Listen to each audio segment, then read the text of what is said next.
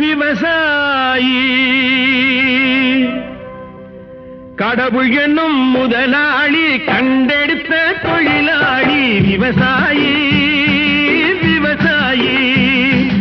கடவுள் என்னும் முதலாளி கண்டெடுத்த தொழிலாளி விவசாயி விவசாயி